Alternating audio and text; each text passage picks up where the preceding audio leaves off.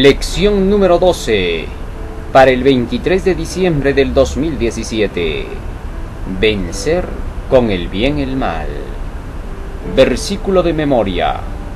No os conforméis a este siglo, sino transformaos por medio de la renovación de vuestro entendimiento, para que comprobéis cuál sea la buena voluntad de Dios, agradable y perfecta. Romanos 12:2.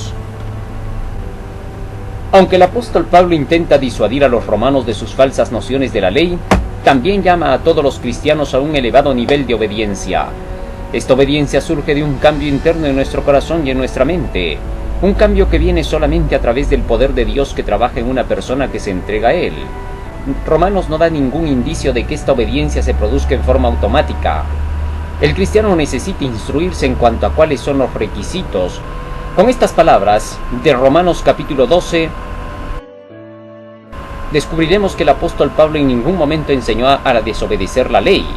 Tampoco anuló la vigencia de esta ley. Tampoco dijo que el hombre se salva sin obedecer esa ley. Ninguna de estas mentiras son aprobadas por el apóstol Pablo.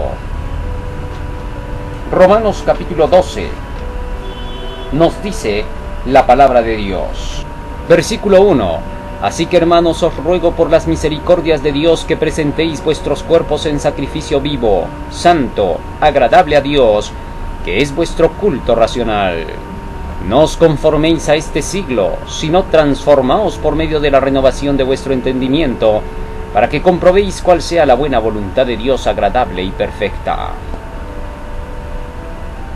En principio, el apóstol Pablo nos indica aquí que por la misericordia de Dios presentemos nuestros cuerpos en sacrificio vivo. ¿Qué cosa es el sacrificio vivo? ¿Qué se nos está pidiendo acá? ¿Acaso el apóstol Pablo nos está diciendo que nos sacrifiquemos como se hacían los holocaustos en el pasado? Algunos podrían pensar esto y podrían malinterpretar las Escrituras y creer que se tienen que sacrificar a sí mismos para poder ser agradables a Dios, golpeándose el cuerpo como lo hace la Iglesia Católica, a través de aquellos a quienes llamó santos, pero que en realidad demostraron tener un espíritu totalmente destrozado por el enemigo. Porque algunos de estos hacían sacrificios hasta el punto en que se golpeaban, se flagelaban. Otras mujeres se pusieron cadenas a la cintura para poder apretar su vientre y no poder comer, lanzando la llave al agua con el propósito de santificarse. El hombre no puede santificarse a sí mismo. No puede presentarse como un sacrificio vivo a sí mismo. En el pasado los sacrificios tenían que presentarse de tal manera que fuesen totalmente sin mácula. Se había dicho que los corderos que para el sacrificio o cualquier otra ofrenda para el sacrificio debía de ser sin tacha. Y por lo tanto así era como se presentaban las ofrendas. Así que cuando el apóstol Pablo está diciendo que tengamos que presentarnos como sacrificios vivos delante del Señor, nos está queriendo decir que tenemos que ser puros y santos e inmaculados delante de Él. Pero el hombre por sí mismo no puede alcanzar este nivel. La Biblia dice que para ser santificado necesita de las enseñanzas de la palabra. San Juan 17:17 dice: santifícalos en tu verdad, tu palabra es la verdad. Por tanto hay que saber a qué tipo de sacrificio se está refiriendo y cómo es que la palabra de Dios puede santificarnos hasta alcanzar a ser un sacrificio vivo delante del Señor. Salmo 51:17 tiene la respuesta para esto. Los sacrificios de Dios son el espíritu quebrantado. Al corazón contrito y humillado no despreciarás tú, oh Dios. Sin duda, el sacrificio para Dios es un espíritu quebrantado. ¿Qué cosa es un espíritu quebrantado? ¿Qué cosa es un espíritu contrito? ¿Qué cosa es un espíritu humillado? Eso es lo que tenemos que descubrir a continuación. En primer lugar, ¿qué cosa viene a ser el quebrantamiento? La palabra del Señor nos enseña que el quebrantamiento es tristeza, opresión, preocupación, desesperación, llegar hasta el punto de la enfermedad. Eso podemos verlo, por ejemplo, en el caso de Daniel. Después de que Daniel escuchó las profecías y vio las visiones que el Señor le había mostrado hasta el capítulo 8, dice la Biblia que quedó totalmente quebrantado y durante varios días no comió nada, porque estaba totalmente preocupado por las cosas que había visto. Daniel 8:27, yo Daniel quedé quebrantado, y estuve enfermo algunos días, y cuando convalecí atendí los negocios del rey, pero estaba espantado a causa de la visión y no la entendía. El quebrantamiento, según Daniel, había venido a causa del espanto, de la preocupación, de lo que había visto del futuro. Algo que ocurre con toda persona cuando escucha las profecías es que se quebranta. Por eso las profecías son indispensables y necesarísimas para que el espíritu se quebrante, para que se rompa el espíritu. Un espíritu roto es un espíritu quebrantado. El espíritu es la mente del hombre, dice el apóstol Pablo en el libro de Efesios, en el capítulo 4, versículo 23. De manera que entonces, para que la mente se pueda romper, o también se llame que se rompe el corazón de piedra, en el libro de Ezequiel, el profeta declara que Dios nos dará un corazón de carne y quitará el corazón de piedra, para que andemos en sus mandamientos. Así que la palabra del Señor, presentada desde el lado profético, es como un martillo que quebranta la piedra, así lo dice Jeremías 23:29, para romper el corazón de piedra, quebrantarlo. Así, cuando la persona recibe el mensaje del Señor, la palabra profética, las enseñanzas de la Biblia, inmediatamente el corazón se quebranta, entra en preocupación y se da cuenta en ese momento de que necesita inmediatamente pensar en si va a iniciar un cambio en su vida o se va a quedar allí. Cuando se habla acerca de los ídolos del corazón, el corazón se quebranta diciendo: oh, esto quitará mis ídolos. Entonces, esa persona que está en quebranto es una persona que está en un proceso donde está reflexionando para ver qué cosa va a hacer de allí en adelante en su vida. Podría ser que reaccione favorablemente o podría ser que reaccione de una forma negativa durante el proceso del quebranto. Pero si ya entra en el quebrantamiento, hay que enseñarle a la gente a que siga dando el siguiente paso. Se ha apenado porque se ha dado cuenta de sus pecados, ha despertado a la inmundicia en que está viviendo y necesita hacer cambios en su vida. Y por esa razón, por lo que se ha apenado de esa manera, entonces ahora necesita dar el siguiente paso de la contrición. Hay que enseñar a que nunca retrocede el ser humano cuando ya dio el primer paso del quebrantamiento. Ahora, algunas personas en el quebrantamiento pueden entrar en tensión y desesperación en lugar de entrar en reflexión y decir que las están criticando. Muchos cristianos piensan que cuando el pastor o el predicador, el evangelista, el mensajero de Dios, ya sea laico, ya sea un miembro de iglesia común, a veces les dice el mensaje, y tanto dirigentes como laicos pueden rechazarlo diciendo: ¿por qué nos criticas? ¿Por qué eres renegado? ¿Por qué nos vienes a decir que estamos mal? ¿Por qué siempre nos estás acusando de que estamos en apostasía, que estamos medio mundanos, que somos cristianos a medias tintas? Pero es que los mensajes siempre van a llegar así para la iglesia, siempre nos van a llegar a todos así y al mundo, mostrándonos que estamos en pecado, porque nunca el mensaje de Dios nos va a venir diciendo: tú ya no eres pecador. No va a llegar el mensaje diciéndonos: tú eres un santo igual que Dios y por lo tanto ya mereces el cielo sin hacer nada. No. Siempre el mensaje va a venir diciendo, como el apóstol Pablo les está diciendo aquí a los romanos, a pesar de que muchos de ellos ya habían entrado en el camino: transformaos, reformaos por la renovación de vuestro entendimiento. Es decir, cambien de mentalidad, cambien de ideas, de pensamiento. Solo eso se puede lograr estudiando la Biblia, las profecías. Cuando la persona estudia las profecías, recién hay una renovación del entendimiento. ¿Por qué causa? Bueno, la persona por naturaleza tiene las ideas que ha aprendido en este mundo desde pequeño. En su casa ha sido instruido de una forma ilegal, errada. ¿Por qué? Porque no le ha sido enseñado el camino hacia la vida eterna, sino que simplemente se le ha enseñado la forma de sociabilidad mundana. El cristiano no puede ser enseñado en la sociabilidad del mundo, nunca, jamás. Nunca hay que decirle al cristiano: eres antisocial, cuando el cristiano solo se quiere dedicar a estudiar la Biblia y a poder compartir su fe con todos sus hermanos y a poder predicar este evangelio. Eso no es ser antisocial, esa es la sociabilidad cristiana. En cambio, la sociabilidad mundana significa estar jugando, divirtiéndose al estilo del mundo, participando de sus comilonas, de sus bebelonas, celebrando sus fiestas. Eso es una sociabilidad satánica. Eso no se le pide al cristiano. Entonces el cristiano tiene que llenarse de las profecías, conocer la Biblia para saber cuál es el mundo en que vive, de dónde viene y hacia dónde va, qué tiene que hacer mientras esté en esta tierra. Y entonces, cuando eso descubre el cristiano, se ha renovado su mente. De lo que estaba mugre y ensuciada por el pecado, ahora su mente queda limpia. Por eso normalmente al cristiano le dicen: te han lavado el cerebro. Claro que le han lavado el cerebro porque estaba demasiado sucio con pecado. Entonces la Biblia es la fuente de limpieza. ¿Con qué limpiará el joven su camino? Dice Salmo 119:9. Con guardar tu palabra es la respuesta. En mi corazón he guardado tus dichos para no pecar contra ti. Salmo 119:11. Teniendo eso en cuenta, lo que el apóstol Pablo nos dice es que no rechacemos el quebrantamiento, sino que nos presentemos como sacrificios. Hay que sacrificarse, dice el apóstol Pablo. Y la forma de hacerlo es aceptando el quebrantamiento de nuestro espíritu.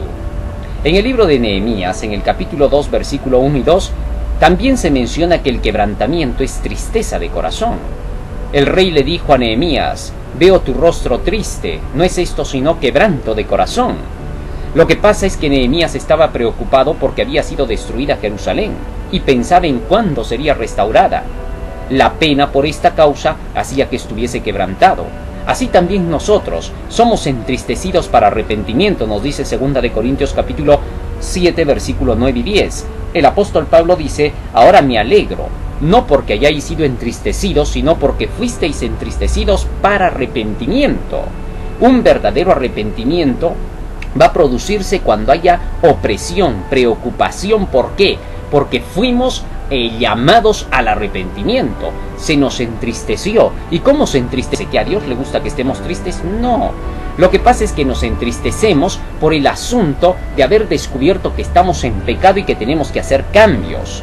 Así que la culpa es buena. Para algunos enseñan que la culpa no es buena. La culpa es buena. El sentimiento de culpa, para poder llevarnos al arrepentimiento, es positivo. Vivir con el sentimiento de culpa sin que nos enseñen que hay que arrepentirse, ese es el malo. Así que entonces, dice la palabra del Señor, cómo es que Dios opera esa tristeza. Libro de Hebreos capítulo 12, versículos 5 hasta el 7 dice: ya habéis ya olvidado la exhortación que como con hijos habla con vosotros diciendo: hijo mío, no menosprecies el castigo del Señor, porque el Señor al que ama disciplina. Así, con estas palabras, el apóstol Pablo nos dice que debemos soportar el castigo, la disciplina del Señor. ¿Cuál es ese castigo o disciplina del Señor? Son sus reprensiones. Apocalipsis 3:19 dice: yo reprendo y castigo a todos los que amo, sé pues celoso y arrepiéntete. Este no es el castigo de destrucción, sino que es el castigo de disciplina. Ese castigo que nos viene por medio de la palabra, cuando alguien nos predica, cuando leemos la Biblia o el espíritu de profecía y nos damos cuenta de que estamos en error. Entonces entra en nuestra mente preocupación, opresión, desesperación por querer hacer cambios en nuestra vida.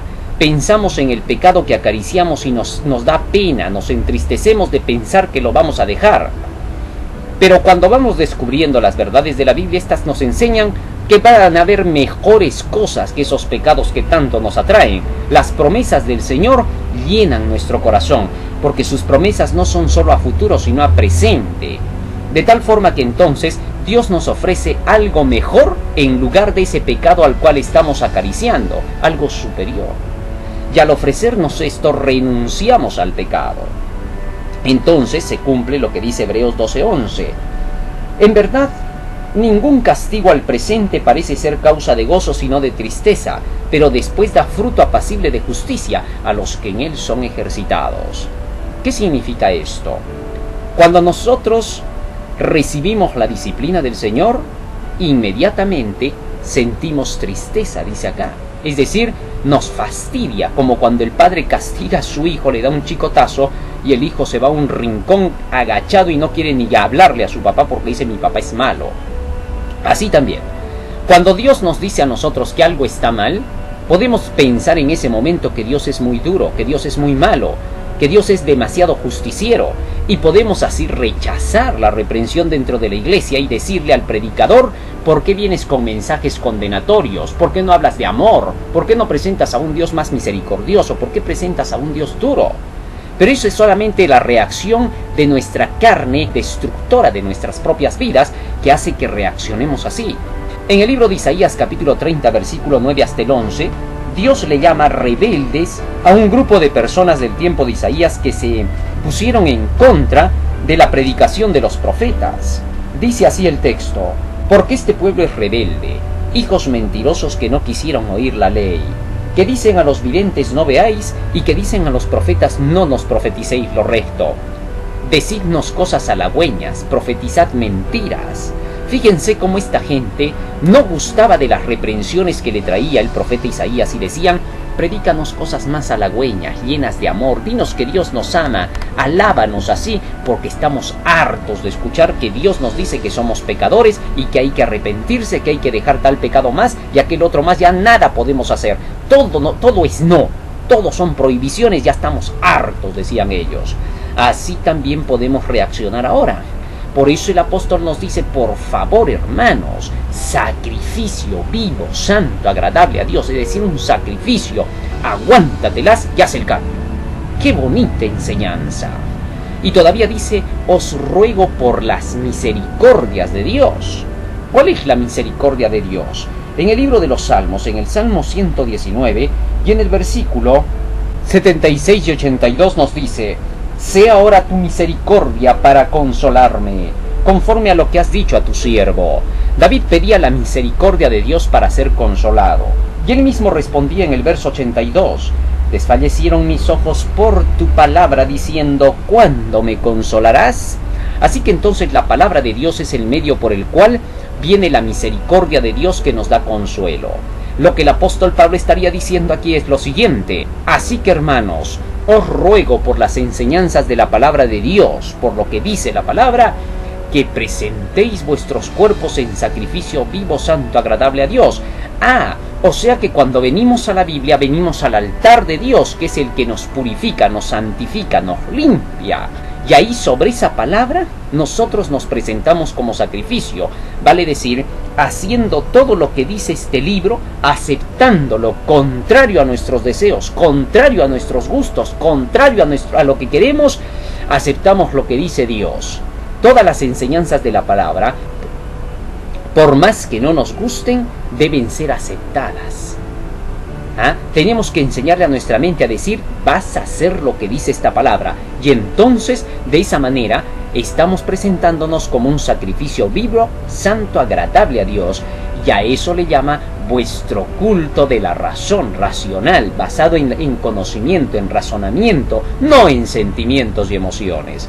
Muchos piensan que presentarse como sacrificios vivos delante del Señor es presentarse con el sentimiento de querer ser un sacrificio. No, eso no va a pasar. Acá dice que la presentación ante Dios es como culto racional, basado en la razón, en el conocimiento, en la comprensión de lo que hemos estudiado. Y luego nos dice: así no os conforméis a este siglo. ¿Qué significa no conformarse a este siglo? No vivas de las enseñanzas que te han dado tus padres, no vivas de las enseñanzas que te han dado en el colegio, no vivas de las enseñanzas de la universidad, no vivas de las enseñanzas del mundo, no vivas de las enseñanzas de tu iglesia, vive de las enseñanzas de la palabra de Dios.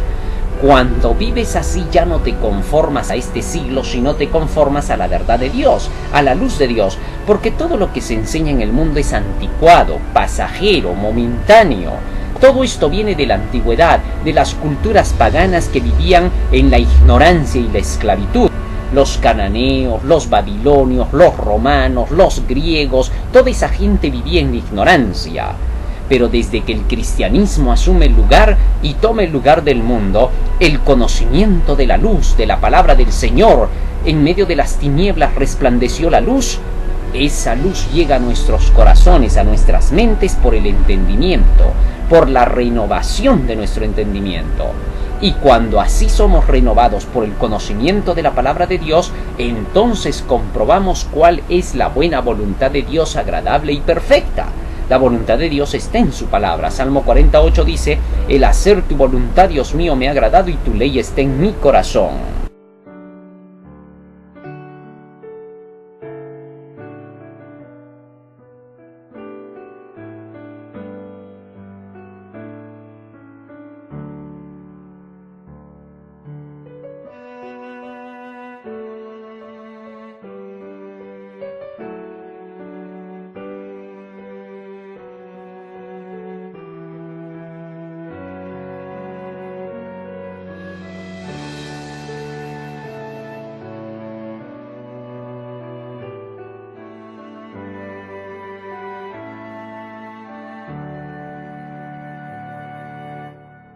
Y continúa ahora diciendo el apóstol Pablo, después de que hemos entendido que cómo viene esta reforma, porque en otras versiones no dice transformaos, sino reformaos.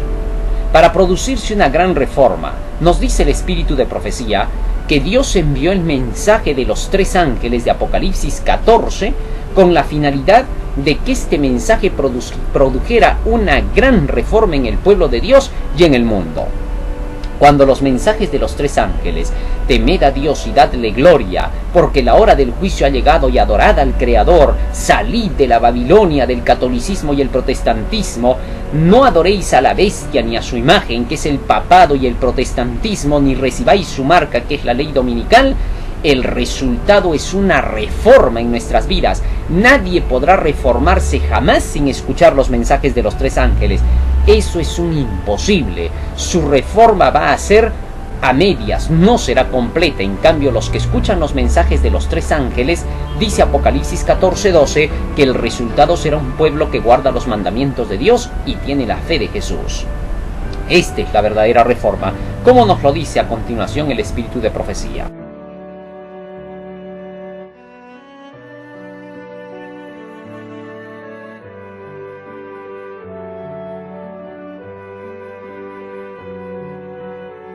Así hemos entendido el día domingo 17 de diciembre, vuestro culto racional. El culto racional está basado en el conocimiento inteligente de la voluntad de Dios. A Dios no le gusta por ningún motivo que tengamos que obedecer de una forma obligada. No, Dios no quiere que alguien nos obligue a obedecer. Ni la iglesia te puede obligar a nada. Si tu pastor te quiere obligar a algo, a tener que obedecer los mandamientos, no le hagas caso, porque nadie te puede obligar a obedecer. Esto es voluntario. Tiene que ser nacido de tu inteligencia, de captar la verdad. Un servicio de amor es un servicio inteligente, nos dice en el Camino a Cristo. Cuando la persona comprende la verdad de Dios, sola obedece. La voluntad de Dios pasa a ser su voluntad, y entonces el hombre, al obedecer, solo está haciendo la voluntad de Dios basado en su propia voluntad. ¡Qué interesante! Más aún, esta transformación, que es por culto racional, ha de tener que ser sobre la base del conocimiento de la palabra de Dios. Este es el servicio voluntario. Ahora, si tu pastor te quiere obligar a que no estudies los mensajes de los 3 ángeles, que eso es fanatismo, que eso va a traer división, no le hagas caso, porque él no te transforma. Tú tienes que estudiar por ti mismo esos 3 mensajes. Tienes el conflicto de los siglos, donde está explicado desde el capítulo 18 en adelante esos mensajes de los 3 ángeles, qué cosas significan. Cada uno de nosotros tiene que hacer la salvación por sí mismo. Cristo y nosotros, nadie más. Tu pastor no te puede salvar, el director de la iglesia, tu papá, tu mamá, tu abuelo, tu tío. Nadie puede hacer nada por ti. La santificación es por la palabra de Dios. Así que la reforma tiene que ser cuando estudias tú mismo los mensajes de los 3 ángeles. ¡Qué maravilloso! Y esto nos lleva al día lunes 18 de diciembre. Pensar con cordura. Romanos capítulo 12, versículo 3 hasta el 21. Dice el apóstol: digo pues por la gracia que me es dada. ¿Qué es esa gracia que le es dada? Dice Lucas 4:22 de Jesucristo: la gracia se derramó en tus labios. Salmo 45:2 también lo declara así. Así que el apóstol está diciendo: digo pues por el conocimiento de la palabra que tengo, a cada cual que está entre vosotros, que no tenga más alto concepto de sí que el que debe tener. ¿Cómo podemos llegar a esto? ¿Cómo podemos tener un alto concepto de nosotros mismos? ¿O cómo podemos llegar a no tener ese concepto falso? Cuando tenemos un alto concepto de nosotros mismos es cuando no queremos ceñirnos a todo lo que dice la palabra. Al venir a la palabra de Dios, la palabra nos muestra la condición pecaminosa en que vivimos, la condición deplorable e ignorante que tenemos, la condición caída en la que hemos llegado a este mundo. Entonces, viendo lo que dice la Biblia sobre nuestra manera real de ser, inmediatamente nos humillamos porque nos damos cuenta de que no somos nada. Eso es pensar con cordura. Con cordura significa con equilibrio, sabiendo la realidad. Pero cuando una persona dice así: yo no necesito tanto conocimiento de la palabra, Cristo me salva a mí, está pensando ignorantemente, sin cordura. Eso es peligroso porque eso es ser fanático. Y Dios no quiere que seamos fanáticos. Quiere que seamos personas cuerdas, que estemos centrados en lo que Él dice y no en lo que nuestras imaginaciones nos dicen. Hay iglesias que enseñan, sí, la Biblia, nadie dice que no, pero también la tradición de los padres, también las tradiciones de aquellos que nos han enseñado, de nuestros padres, nuestros abuelos, nuestros antepasados han creído en lo mismo, así que por tradición somos cristianos. Eso es un falso cristianismo, eso se llama cucufaterío, fanatismo. Hay muchos otros que declaran, sí, pero la Biblia a mí no me va a estar diciendo pues todo. ¿Acaso en la Biblia está qué carrera tengo que seguir? ¿Con quién me voy a casar? No hay pues esas cosas. Estás equivocado. Lo que pasa es que tú quieres elegir algo de lo que el mundo te ofrece y quieres que la Biblia te lo diga. Por ejemplo, en la Biblia no vas a encontrar que Dios te diga, bueno, vas a seguir la carrera de informática. ¿Por qué? Porque es obvio pues que dentro de las escrituras, en ese tiempo en que fueron escritas no existían ni las computadoras. Así que estás pidiendo un imposible. ¿Que entonces por eso no tengo que seguir informática? No.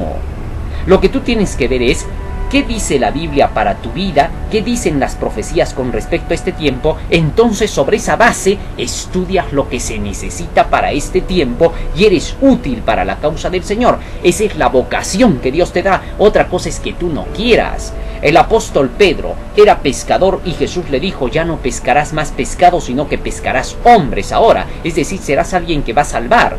Y recién descubrió Pedro que esa era su vocación. La vocación no es lo que te gusta, la vocación es lo que Dios dice que se necesita. Qué interesante, qué bonito haber descubierto esto ahora.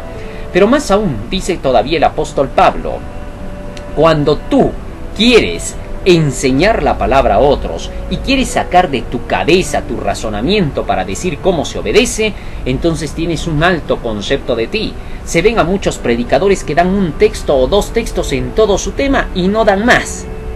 Y creen que ya tienen el conocimiento de la verdad y se ponen a contar sus historietas. Eso es tener un alto concepto de sí mismo, ser orgulloso, petulante y arrogante. El petulante y el arrogante no siempre es aquel que trata con palabras duras, no te equivoques. Puede ser el más orgulloso y acercarse a ti diciendo, hermanito, ¿sabes cuánto te amo, cuánto te quiero? Esa apariencia de santidad falsa, esa falsa afectación es peligrosa. Eso no es humildad, no te equivoques. La humildad es hacer la voluntad de Dios. Cristo dijo, aprended de mí que soy manso y humilde de corazón. Hay que aprender. Cuando se aprende de la palabra se llega a ser manso y humilde como Cristo. Continúa diciendo Pablo, versículo 4, porque de la manera que en un cuerpo tenemos muchos miembros, pero no todos los miembros tienen la misma función, así nosotros, siendo muchos, somos un cuerpo de Cristo y todos miembros los unos de los otros. De manera que teniendo diferentes dones, según la gracia que nos es dada, si del de profecía, úsese conforme a la medida de la fe, o si de servicio en servir, o el que enseña en la enseñanza, el que exhorta en la exhortación, el que reparte con liberalidad, el que preside con solicitud, el que hace misericordia con alegría. De manera que el apóstol Pablo acá nos está enseñando que todos en la iglesia tenemos algo que hacer, pero muchas veces se hace de lado al que tiene el don de la profecía porque se le dice que es exagerado, que está dividiendo la iglesia, que está fuera de la organización. Se inventa cualquier patraña con la finalidad de que Satanás tenga el dominio dentro de la iglesia para que nadie sea reprendido, se corrija de su pecado. Es mentira, y esto debemos entender, es mentira que cualquier grupo reformista, que cualquier grupo dividido de la iglesia puede enseñar a los miembros a ser santo. No pueden. Solamente le enseñan a los miembros a que la iglesia está en pecado y ahí nada más se quedan y que hay que vivir de otras formas. No. El verdadero movimiento que lleva a una reforma, como dice el apóstol Pablo, se va a basar en las doctrinas de la misma iglesia, en las creencias que ya tenemos. No necesitamos tanto nueva luz como vivir en la luz que ya poseemos, nos dice el espíritu de profecía. De manera que entonces, a fin de que nosotros podamos vivir de tal manera que podamos hacer una reforma verdadera en nuestras vidas, solo hay un camino para hacerlo. ¿Cuál es ese camino? El camino es el que nosotros tengamos que hacer la voluntad de Dios de acuerdo con lo que las profecías nos dicen. Entonces, ¿qué significa esto? Significa que dentro de la iglesia nadie debe de oponerse diciendo al que lleva profecía tú eres divisionista, porque inmediatamente esos que dicen eso se ponen en una postura reformista. Y ellos sí están en contra de la organización porque no están dejando que se cumpla lo que la organización de la iglesia pide. ¿Qué cosa? Obediencia a los mandamientos de Dios para salvarse. Eso es lo que manda la organización adventista del séptimo día. Y eso es lo que la Biblia defiende, por eso la organización lo hace. Porque si la Biblia no lo dijera, la organización estaría equivocada. ¿Correcto? Porque la Biblia lo dice. Por eso el apóstol continúa diciendo en el versículo 9... el amor sea sin fingimiento, aborreciendo lo malo y siguiendo lo bueno. ¿Cómo es el amor sin fingimiento? El apóstol va a seguir explicando todo esto porque se va hasta el capítulo 13, donde habla acerca de cómo es ese amor sin fingimiento. Romanos 13:10 dice, así que el cumplimiento de la ley es el amor, siguiendo lo bueno. La ley es santa, justa y buena, dice Romanos 7:12. Así que el amor no fingido es el amor que se basa en la obediencia a la ley de Dios. La ley de Dios dice, para que ames a tu prójimo tienes que cumplir con esto. Dale de comer, dale de beber, etc. Hay muchas cosas más que nos pide la Biblia que tenemos que hacer. Cuando obedecemos esos mandamientos, estamos en amor sin fingimiento. Por eso Romanos 13:9 dice, porque la ley se cumple en esta palabra. No matarás, no cometerás adulterio, no hurtarás, o cualquier otro mandamiento, en esta sola sentencia se resume, amarás a tu prójimo como a ti mismo. De manera que la obediencia a la ley de Dios es amor. Tú no puedes sacar amor de ti mismo. Toda tu sinceridad está mezclada con egoísmo. Así que la sinceridad del hombre no es amor, es falso eso. Por más que él diga, yo lo hago porque te quiero y todo, mentira, porque somos egoístas. No podemos confiar en nosotros mismos, somos fingidos. Para que no haya fingimiento solo hay un camino. Obedece la ley, haz lo que dice la ley, cumple la ley y estarás amando. Ese es el verdadero amor. Versículo 10 continúa diciendo, amaos los unos a los otros con amor fraternal.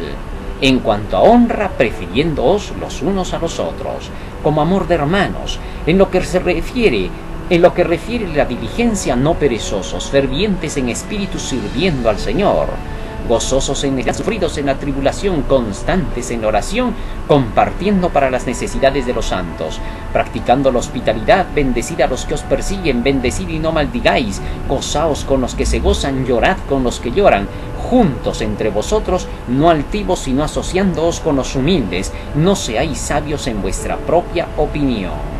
Y aquí hay algo interesante que menciona el apóstol Pablo, no ser sabios en nuestra propia opinión. ¿Qué cosa es lo que significa no ser sabios en nuestra propia opinión? Pensar con cordura. En el libro de Proverbios 3:7 dice, no seas sabio en tu propia opinión, teme a Jehová y aléjate del mal. El temor a Dios es guardar sus mandamientos. Deuteronomio 6:2 dice, para que temas a Jehová guardando sus mandamientos, sus estatutos. Así que cuando una persona se guía por los mandamientos del Señor, le teme a Dios y no está siguiendo su propia opinión. Nunca trates de discutir a lo que dice la Biblia. Solo haz lo que dice la palabra. Romanos 9:20 dice, ¿quién eres tú para que alterques con Dios? ¿Le va a decir el vaso de barro al que le ha creado, ¿por qué me has hecho así? De manera que entonces esto nos hace comprender cómo debe de ser la verdadera vida cristiana. Por mandamientos. Nada tiene que ver esto con sentimientos. No paguéis a nadie mal por mal. Procurad lo bueno delante de todos los hombres.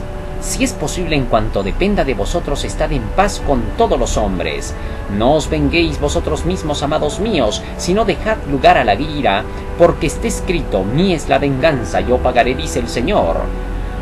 Así que si tu enemigo tiene hambre, dale de comer, si tiene sed, dale de beber, pues haciendo esto ascuas de fuego amontonarás sobre su cabeza.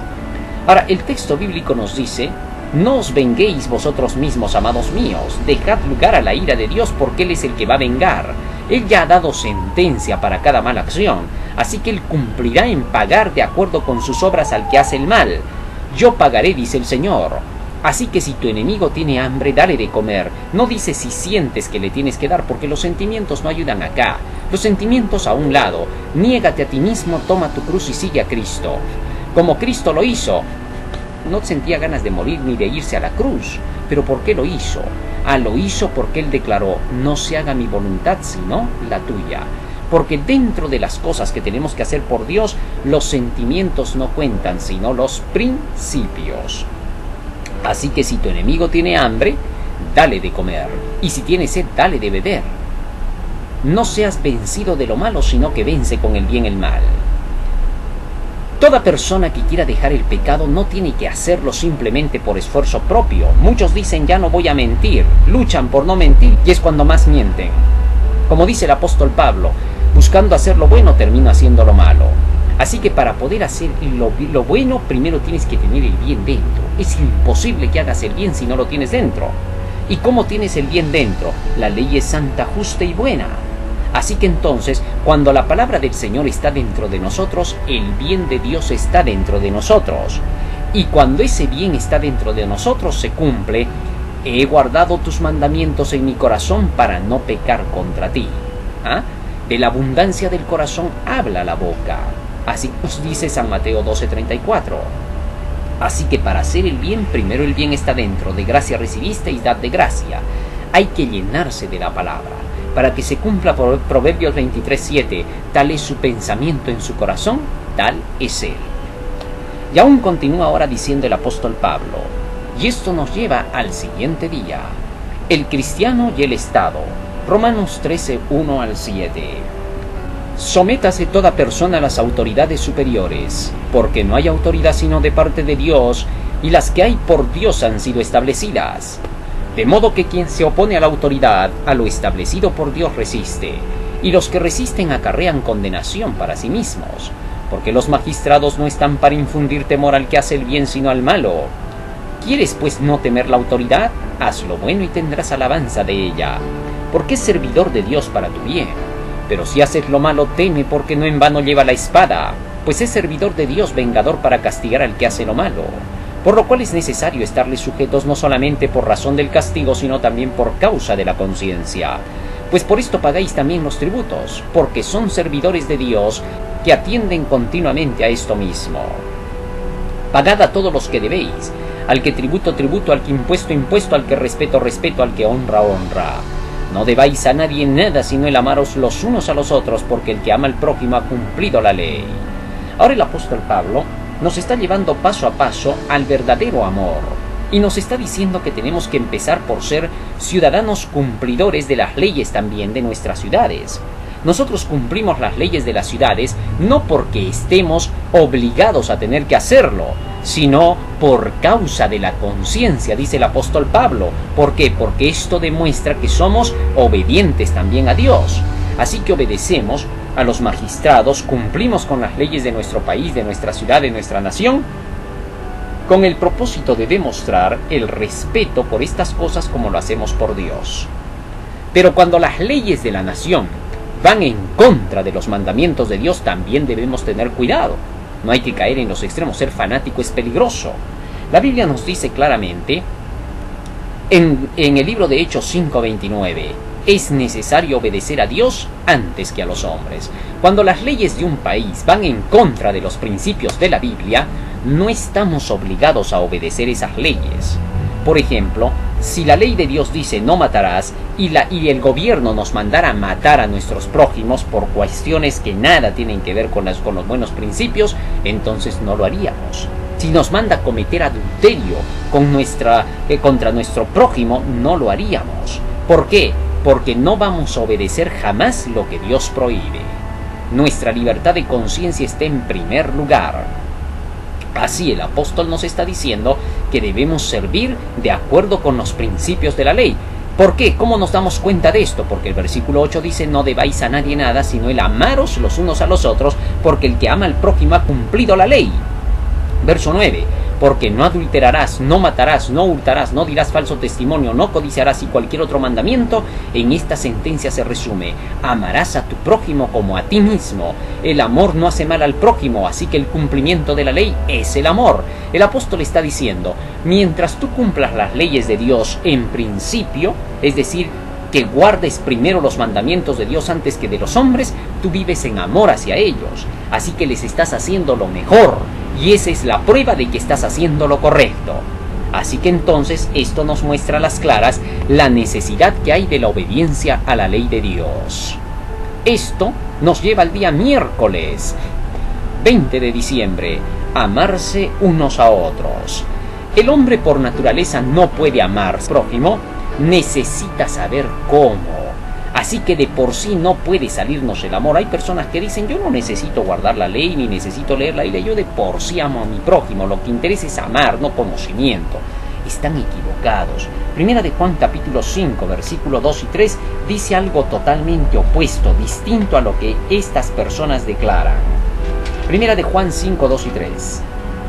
En esto conocemos que amamos a los hijos de Dios, cuando amamos a Dios y guardamos sus mandamientos. O sea, se ama a Dios, se ama al prójimo solo cuando se ama a Dios guardando sus mandamientos. Y el verso 3 dice, porque este es el amor a Dios, que guardemos sus mandamientos no son penosos. Así es como amamos a nuestro prójimo. Y eso nos lleva al día jueves 21 de diciembre. Romanos 13:11. Y esto conociendo el tiempo, que es ya hora de levantarnos del sueño, porque ahora está más cerca nuestra salvación que cuando creímos. El apóstol Pablo está diciendo que recién la salvación se va a hacer. Hay algunos que predican que ya estamos salvados. Dicen, por gracia somos salvos, refiriéndose a Efesios 2:8. Pero el apóstol Pablo no ha dicho que estemos salvados ya instantáneamente, ni que ya estemos salvados ahora. Mentira. Porque el mismo apóstol Pablo dice en Filipenses capítulo 2, versículo 12 hasta el 14, yo todavía no he alcanzado ni soy perfecto, sino que prosigo al blanco para alcanzar aquello por lo cual fui llamado por Cristo. De manera que entonces nadie puede decirse salvado, nadie todavía puede decirse que está perfecto. Eso es un imposible. Así lo declara terminantemente el apóstol Pablo para que nosotros no cometamos errores. Filipenses 3:12 al 14. Ahora, como todavía no estamos salvos, la salvación recién se va a alcanzar cuando Cristo venga por segunda vez. El apóstol Pablo dice en el libro de Hebreos 9:28 que Cristo aparecerá por segunda vez para salvación en los que creyeron en Él. Así que nadie diga que está salvo, porque el que persevere hasta el fin, ese recién será salvo. San Mateo capítulo 24, versículo 13. Ahora bien, teniendo esto en cuenta, el apóstol Pablo en toda su carta de los Romanos ha dejado en claro que nadie está salvado todavía. Romanos 6:22 dice, habiendo sido perdonados, ahora somos hechos siervos a Dios para ser santificados y por fin recibiremos después de eso la vida eterna. Sin santidad nadie verá al Señor, dice Hebreos 12:14. Así que antes de la salvación está la santidad primero, y la santidad es obediencia a los mandamientos de Dios. Apocalipsis 14:12 dice, aquí está la paciencia de los santos, los que guardan los mandamientos de Dios. Así que tengamos cuidado con esa falsa doctrina satánica que va a unir al mundo entero, al papado y al protestantismo, diciendo que ya están salvados. Pero continúa diciendo el apóstol, esto conociendo el tiempo. ¿Qué tiempo? El tiempo profético. Cuando ya conoces las profecías, entonces gracias al conocimiento de las profecías, te das cuenta de que es tiempo de levantarte del sueño porque está cerca tu salvación, la segunda venida de Cristo. Ahora, ¿esto qué significa? Cuando nosotros estudiamos las profecías, jamás pues vamos a pensar que en los días de Pablo la gente iba a estar con la idea de que Cristo ya venía. A un grupo que estaba pensando eso de que Cristo ya venía en los días de los apóstoles, el apóstol Pablo les escribió, segunda de Tesalonicenses capítulo 2 versículo 1, no queremos, hermanos, ni que os conturbéis ni por carta ni por pensamiento nuestro, como que el día del Señor está cerca. No está cerca, decía Pablo, porque todavía tiene que venir el hombre de pecado, el hijo de la perdición, sentarse en el templo de Dios como Dios y hacerse pasar por Dios. Segunda de Tesalonicenses 2, 3 y 4. Y esto ocurriría recién hacia el final del tiempo, para el fin del mundo, porque en el versículo 7 y 8 dice que cuando venga el inicuo, Jesús lo destruirá con la espada que sale de su boca, con el resplandor de su venida. Así que entonces no podemos creer jamás que el apóstol Pablo está diciendo que en cualquier momento puede venir Jesús. No les está diciendo eso. Él sabía que todavía faltaba que venga el papado, el hombre de pecado, que tenían que pasar 1260 años. El Apocalipsis todavía tenía que cumplirse y el Apocalipsis pintaba la segunda venida de Cristo para después de casi 2 milenios. Así que cualquiera que diga que en todo momento podemos esperar a Cristo está predicando una mentira y un error. Y aquí chocamos un poco con las ideas que se han puesto en la lección, porque aquí se da a entender de que nosotros prácticamente tenemos la segunda venida de Cristo a nuestra muerte. Eso es mentira, eso no es verdad. Así que rompamos esa idea, por favor, porque eso está mal aplicado. Nosotros vivimos de acuerdo con el tiempo profético. Cuando este tiempo señala que estamos cerca, es hora de levantarse del sueño, porque nuestra salvación está más cerca que cuando creímos.